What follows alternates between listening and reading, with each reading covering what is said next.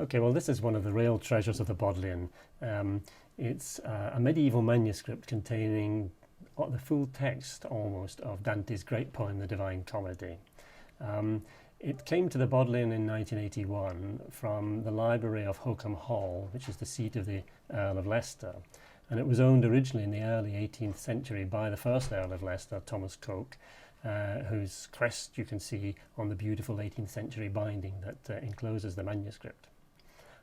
Inside it, as I say, it's got the almost full text. There are some parts missing, but almost the whole text of Dante's great poem, The Divine Comedy, written in Italian in roughly between 1308 and 1320. What's important about this manuscript is that it's one of the earliest manuscripts of the poem. We think it dates to around 1350, so barely 30 years after the poem was completed. And not only is it one of the oldest manuscripts of the comedy, but it is also one of the most fully illustrated. Very rarely do we have an illustration on every single page of this poem. Often you'll get maybe just one illustration at the start of a canto or at the end of it, but this is incredibly rich illustration running to, I think, 148 pages.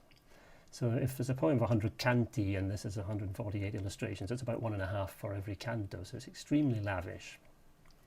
The thing to remember about Dante's poem, of course, is that it acts as a sort of bridge between, I think, our own world, because Dante's a very modern poet, and the ancient world, because his poem looks back to antiquity. He's a modern poet in that he uses the modern language, the new language of Italian. He decides to write this epic poem on a vast scale for the first time. No one else had thought of doing anything on this scale in Italian before Dante. And it's a poem about his vision of the afterlife, of hell, purgatory and paradise.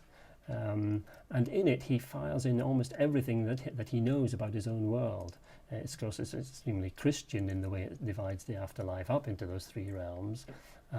But into that vision of sinners being punished and the blessed being beatified in heaven, he puts lots of contemporary references to contemporary rulers, politicians, clowns, artists. It's a poem that has often been described as a summa, something that contains the whole of Dante's world. So it contains love stories, stories of violence, comic scenes, stories of pathos, and indeed a lot of satire and comic elements. So it's a tremendous mix of things.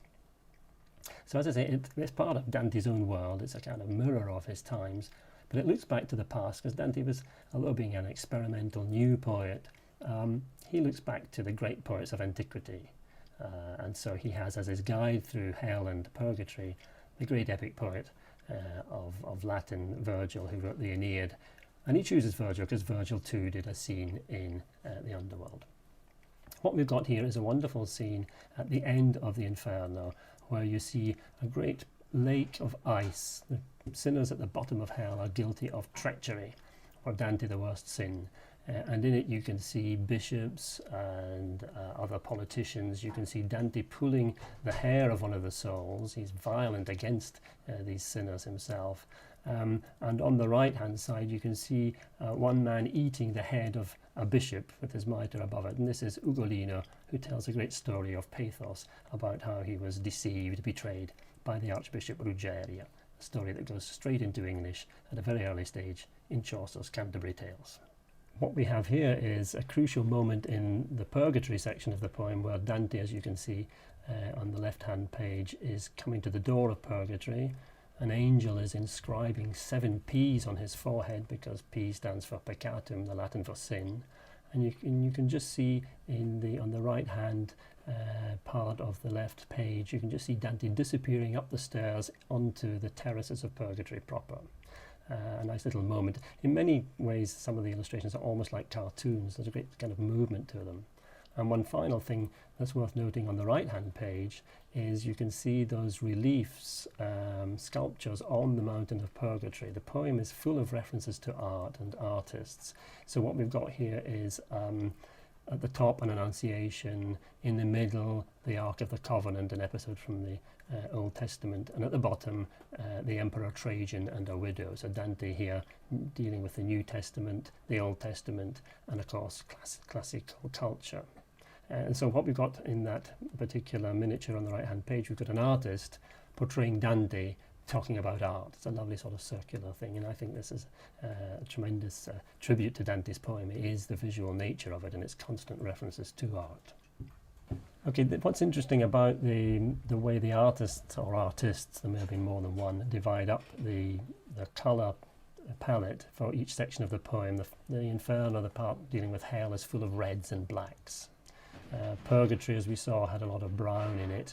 But here for Paradise, the dominant colours are, of course, blue for the sky, the heavens, and gold. Here we see a moment from near the beginning of the Paradise with Beatrice, the great love of Dante's life, who takes him up on this final third stage of his journey. And they ascend through the various planets, from the moon through Mercury to the sun and the fixed stars. Here they've just entered the planet Mercury, who is the figure on the left, seated. And you can see that above him are the signs for Gemini and Virgo, who are in the house of Mercury at this point. On the opposite page, on the right-hand page, Dante assigns souls of characters that suit the particular planet.